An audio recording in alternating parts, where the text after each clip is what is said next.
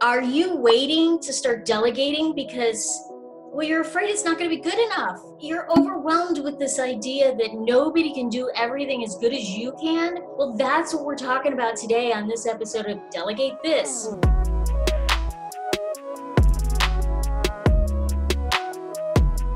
My name is Nicole Bandis, and I am an online business manager bringing you all of the best results in your hiring and delegating needs. But I bring on guests like my friend Lisa today. Lisa, welcome to the show. Tell us a little more about you and what you do. Hi, Nicole. Thank you for having me.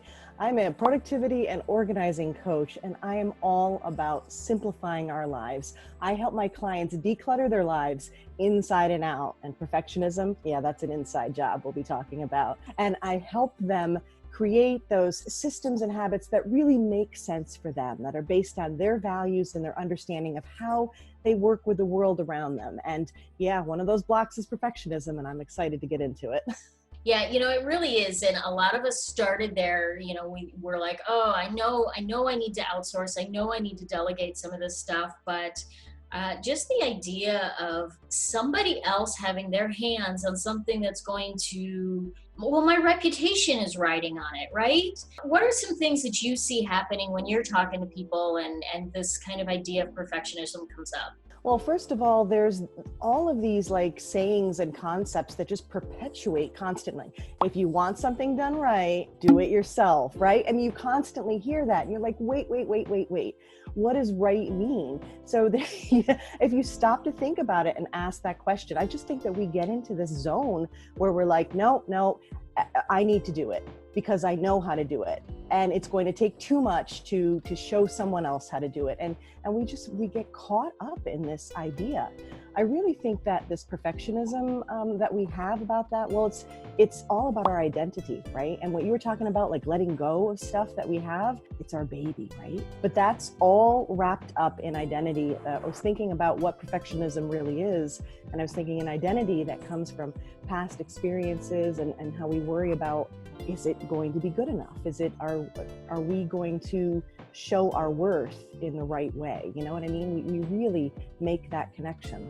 Yeah, and I was recently interviewing a gal on creating your own brand for your business, and you can check out that video. This kind of relates to it because as we're putting our lifeblood into a business, it is our baby. It is all about us. And we hear so much nowadays about, well, the grammar police, but it's not the end of the world. And in my background on productivity, I tell people, you know what you expect to have done right is so much beyond what everybody else expects. Yeah. Do you agree with that? And what are some of the other kind of things that you see happening with that?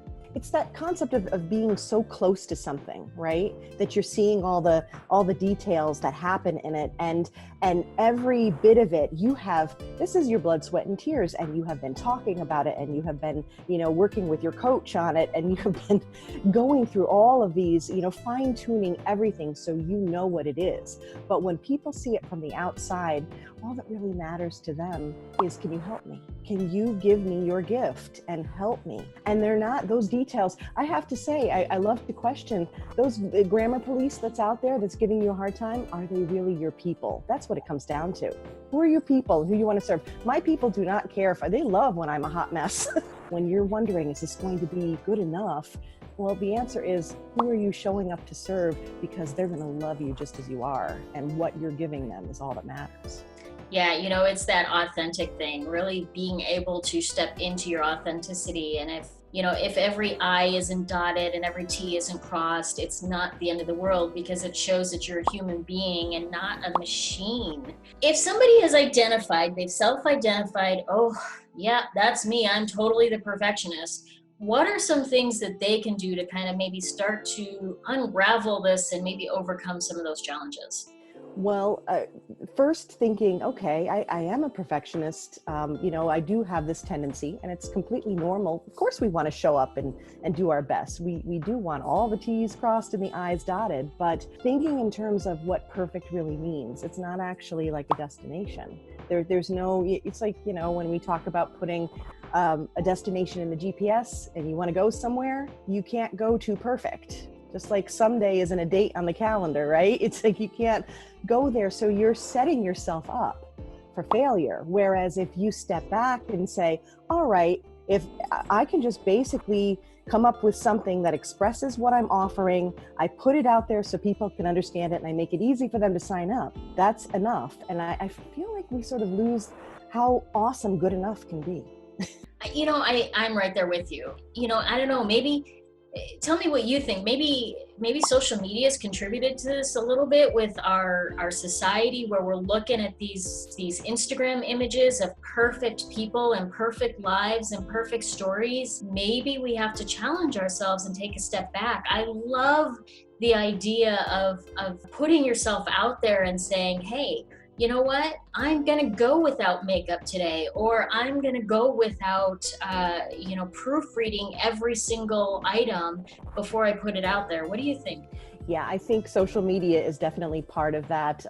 One of the first things that I created when I started coaching was this document called "Stop Saying Should," because we get into these like zones where we think this is how it has to be, and comparing ourselves. Oh my goodness, that's huge. And what's the saying? Something about not comparing your everyday life to someone's highlight reel. And of course, people want to show up and look their best. But at the end of the day, it keeps coming back to your purpose and your why. Who are you trying to help? Who are you trying to serve?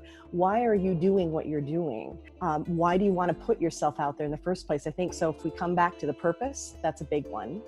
Another tip is really making it easy and simple. Like, you don't have to delegate everything for it to be effective. You can start small, or maybe start with something that is it doesn't feel as critical to you. It's like creating any other habit, right? You start with a really easy step. Maybe you start by outsourcing one aspect of your business and get used to that. You know what I mean? It's like it doesn't have to be all or nothing, as in perfectionism, and it doesn't have to be that way when you go to start delegating. Yeah, the conversation I have frequently is, what are the things that you're not doing now because you really truly don't have time to do? Well, if it's not getting done anyway, then outsourcing it isn't going to hurt anything, because well, something is better than nothing. Keep those things that are closest to you. If you're a writer and writing is something that you're very passionate about, making sure that your voice is heard in your writing, don't outsource your writing, but maybe you outsource the social media aspects, or maybe you outsource the video editing, and do some of these other things that, well, I'm not gonna have videos unless somebody else edits them anyway, so I can't really say that I'm going to be a perfectionist about that. Those are great places to really, kind of start with it and test the waters to see if you can get comfortable with letting go of being a perfectionist. And also picking things that you're like, I never really liked this anyhow. This frustrates me. It's not in my zone of genius.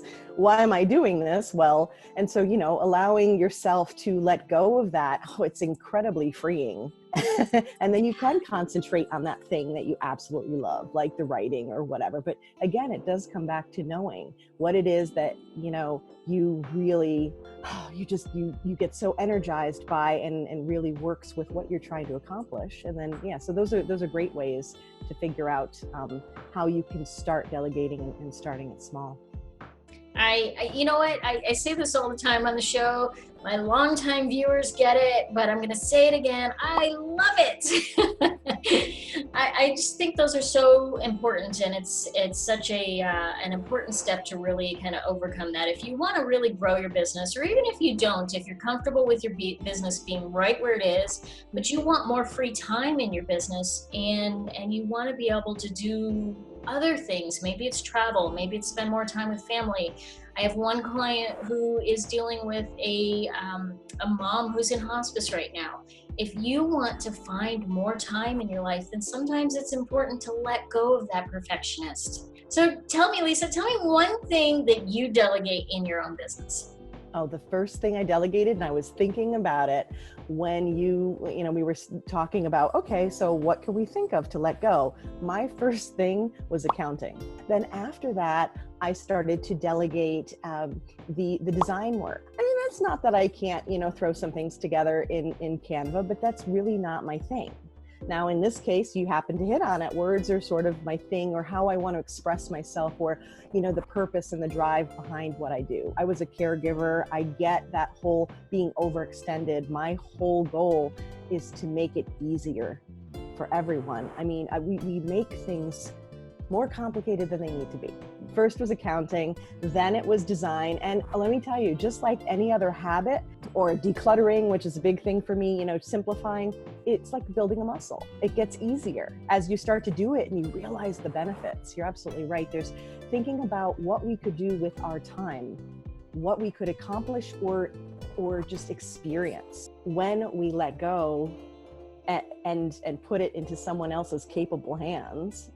That's a good driving point. And the other tip that I wanted to make sure to share today is that when we do simplify and we think of like, okay, here are the basic steps. As you're doing something today, you could walk away today and write down the steps you just took to do something in your business. Once you have that, that's going to make it so much easier for you to then go to Nicole and say, okay, I have this thing and I want to delegate it. Here are the steps. That just really because I think sometimes we get caught up in the overwhelm of, I don't even know what it involves and I don't know how much time it's going to take to explain it to somebody so that they'll get it. And we get wrapped up in that confusion.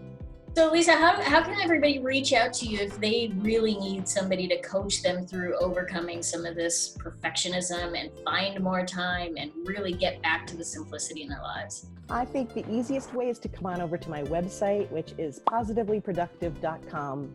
And from there, if you want to hang out on social media, you'll find links or just learn a bit more about my story and why I started this and ways we can keep in touch. Sounds awesome. I love it. Thank you so much, everybody, and make sure that you check out our other videos coming up. There's some great juicy tips in there, and we'll see you next week.